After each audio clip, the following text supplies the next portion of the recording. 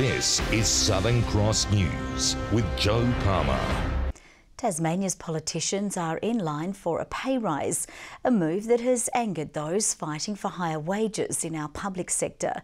The pay packets of politicians are set by the Tasmanian Industrial Commission, but the increase is expected to be more than 2%. Their base salary already sits around $136,000. The news comes as 29,000 public sector workers were offered just a 2% wage increase, the government refusing to give any more. Tasmanians need a decent wage increase. Politicians today are seeing themselves get a decent wage increase, but they're saying to everyone else, no, you're capped at 2%. That's appalling. The government said if the public sector wages cap increased by just 1%, it would cost an additional $28 million each year. Huon Aquaculture has started the process of moving temporary salmon pens into Norfolk Bay in an effort to quarantine potentially diseased fish. Some pens were seen being pulled into place today, used to keep salmon carrying POMV separate from healthy fish. Huon Aquaculture says it anticipates the impact of the move on the environment to be low, but the controversial decision has been met with criticism from locals. This is an area on top of seagrass meadows, flathead, red handfish and gummy shark nurseries, so people demand to be heard and to have a say. The company cannot put fish into the pens until it has an environmental licence, a decision expected to be made this week. Pending approval, Huon Aquaculture hopes to have salmon in the water by Saturday. Authorities are warning Tasmanians to brace for wild and windy weather ahead, with the Bureau of Meteorology predicting winds of more than 110 kilometres per hour across the state. Our reporter Michelle Wisby joins us now. Good evening, Michelle. What's in store for the coming hours?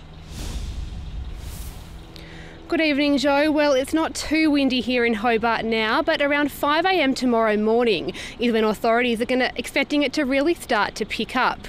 As you said before, the Bureau of Meteorology has predicted damaging winds, with gusts of up to 120 kilometres per hour felt across Tasmania. Rain is also on the way, and we are expecting abnormally high tides. Already, 2 homes at Dromedary have received minor roof damage, and the SES is preparing for a significant clean-up effort tomorrow. Now, authorities are urging people to secure their properties.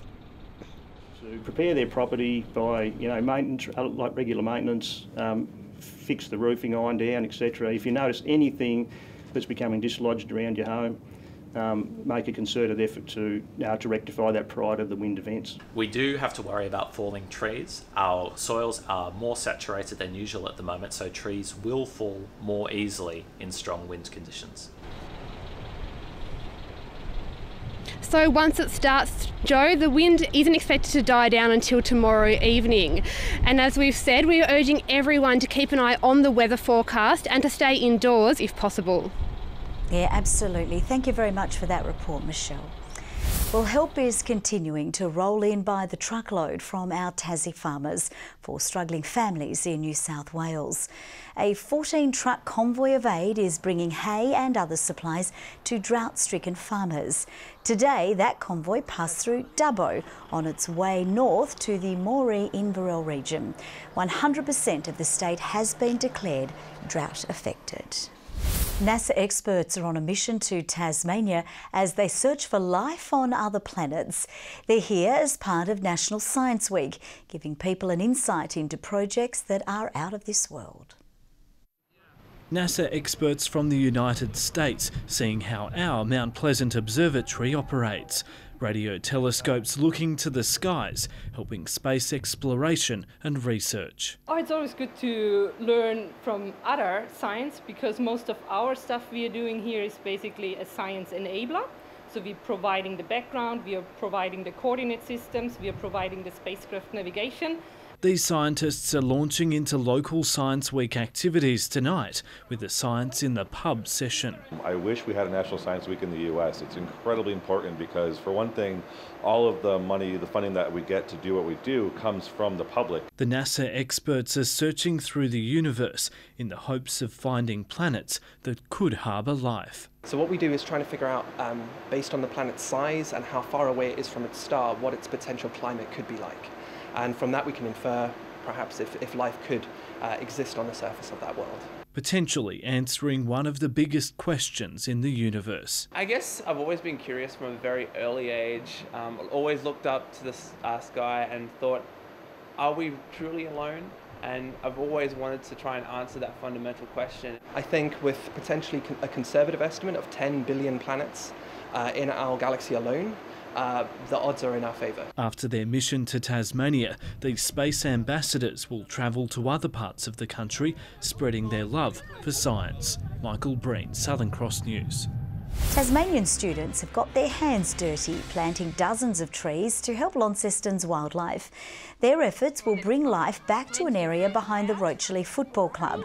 Swamp gums are being planted for the endangered swift parrot, while tea trees and banksias will feed other small birds and insects. The teachers said that there might be lots of ladybugs around here because they're always finding them here on the plant. Students from Mowbray, East Tamar and Invermay primary schools took part in the annual exercise. The trees were donated by Bill Bay Aluminium. It's been a tough Tuesday at the office for judges at the Royal Hobart Wine Show. They're sampling almost 1,700 wines to find the top drops deserving of medals and trophies. Judging underway for the serious business of scrutinising wine. Today alone, they're going through 610 tastings, methodically picking the standouts for medals and trophies. I think when something's won multiple gold medals, then you really know that it is good.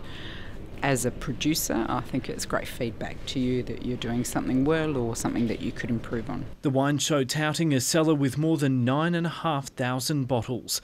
For the judges, getting through this with their taste buds intact is a challenge. We definitely spit. I spit most of them. Obviously the better ones I'm like, oh, that's not too bad. But obviously in food is the major thing. You know, foods, you've got to have a good breakfast. It sounds like the greatest job in the world, but it is quite fatiguing.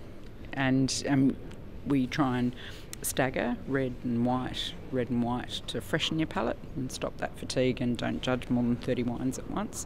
In a sign of changing tastes and fashions, rosé has been developed into its own category for this year's show. And there's a new award for Pinot Noir of Provenance, assessing a winery's offerings across the years. Provenance is about getting a group of wines from a single producer, a single brand, spanning 5, 10, 15 years, and making sure that it's consistent, it's high quality. The awards will be announced on Thursday. Michael Breen, Southern Cross News. Now let's take a look at the day's business and finance news with thanks to Tasplan, your local super fund. Australian shares have risen with near across-the-board gains, helped by an easing in global investor concerns over trade tensions between the US and Turkey. The ASX 200 index has risen by 47.4 points. Just a short time ago, the Australian dollar was trading at 72.76 US cents and 110.37 New Zealand cents. Tasmania's sole draft pick for the 2018 season, Hugh Dixon, has received a huge vote of confidence from his new club. Fremantle is extending the 19-year-old's contract until at least 2020 as the talented Kingborough product strives towards his AFL debut. He was the state's white knight at the AFL draft. Fremantle selected Hugh Dixon from Tigers Football Club. And while Dixon hasn't made his senior debut just yet, the Dockers are showing plenty of faith by adding an extra year onto the teenager's contract, which will see him at the club until the end of 2020. A few little hiccups along the way, but yeah, no, it's awesome from the club that's backing me in and showing me a lot of support. And A hamstring injury slowed Dixon's start to the season, but he's recently shown potential in the waffle, booting 7 goals in 7 games for Peel Thunder. Dixon says living with fellow Tasmanian Alex Pearce helped him cope with the injury setback. I did have a lot of conversations with Alex while I was injured, sort of more just about like where my headspace was at and that I was really frustrated and those sorts of things. And there's been the big move from Kingborough to Perth on top of that. Dixon says coach Ross Lyon has taken him under his wing. So he's gone out of the way, like me particularly. He's come. I've had a coffee with him away from football, living in a completely different state, away from your family and your friends. So when I caught up with him, he sort of asked me a lot about that. Dixon will likely be a part of Peel Thunder's title tilt this year, sticking it out with the other first-year Dockers for a possible senior call-up in 2019. We don't all get to play, and that's just the hard reality of it. But yeah, after games, particularly we want to make sure we get around the boys, and being all first-year players, we've gone through a lot together, done a lot together this year. So yeah, absolutely, we all just get around each other. Tom Johnson, Southern Cross News. At just 12 years of age, a Tasmanian speed demon is about to mix it with the world's best. Angus Pearce will dish dirt in Victoria next weekend at the World Motocross Junior Championships. He's still in primary school, but Angus Pearce has the keys to a promising future. He first tasted the gritty world of motocross at just 4 years old, when he started riding alongside his dad and older brother. Now this young prodigy is carving his own path. He's one of 2 Tassie riders heading to Victoria next weekend to hit top speed against the 40 fastest juniors on the planet. Hardly ever get that opportunity to race so many good riders. His training track is the family property in Lilydale. Fear is not a word in this 12-year-old's dictionary. Even our cameraman had a close shave. Pearce is simply addicted to the adrenaline. Just going fast, it's just really fun. And he's caught the eye of a major sponsor. Yamaha is backing the 12-year-old to do big things, taking a sizable financial burden off the family's back. I'd love to go race in America and race in there, and even maybe Europe. Maybe, yeah, really cool. Next week's World Championships are the first to ever be held in Australia. Tom Johnson, Southern Cross News. And it was a weekend to savour for the state's best Brazilian Jiu-Jitsu competitors at the Australian National Championships in Melbourne. Tasmania punching well above its weight against the country's best, claiming a total of 16 medals, including 5 gold, 7 silver and 4 bronze. Good evening. There were mostly clear skies over the state today, with clouds gradually forming over the north and west. Hobart reached the state's high of 18 degrees, Launceston, Burnie and Devonport all 15. Friendly Beaches shared Hobart's high of 18, Maria Island and Ouse both 17, 15 was the top for Strahan and Smithton, King Island and Flinders Island both reaching 14, it was 13 at Low Head and 9 at Lyowini. From the satellite, we can see low-level cloud about the north and west through the day, clearing from the Bass Strait Islands in the afternoon. Zooming out, 2 bands of clouds sat over Western Australia, with clouds stretching across the south of Tasmania and some low cloud over the north-east of Victoria and southern inland New South Wales. Tomorrow, a very cold front sits over South Australia, Victoria and the east of Tasmania. And we've got northwesterly winds reaching up to 50 knots on the southwest coast tomorrow, with swells up to 8 metres in the west and south. And I've got quite a few warnings for you. First up, a severe weather warning for damaging winds across all of Tasmania, a risk of high tides for the North Coast and Bass Strait Islands.